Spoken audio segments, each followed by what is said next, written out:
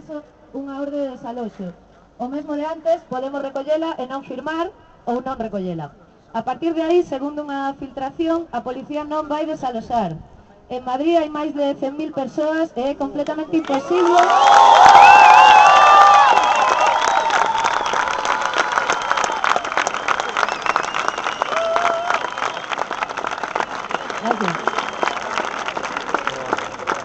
É completamente imposible nin sequera entrar na praza, pero o que seguramente ocorra é que a policía vai comenzar a pedir identificacións para multarnos.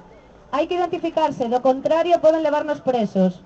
Os que se declaren insolventes, pois xa nada. Para o resto, Gonzalo di que unha vez vayan chegando as notificacións, podemos pedir un donativo colectivo para facer frente vista a solidaridade que está mostrando a xente. Comentado isto, pero sobre todo que chegue a Paco Otto, Sara e demais xente que asinaron os documentos. Un saúdo, vémonos nun ratiño, bueno, pipipi. Que moita xente, que tal. Vale, o resto son así.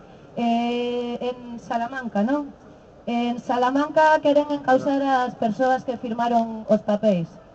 Vale, o sea que isto pode pasar, co cal temos que ter cuidado. David Bravo acaba tamén de publicar no seu blog unha serie de consellos tamén. Son 7 puntiños, vou non ler rápido, vale?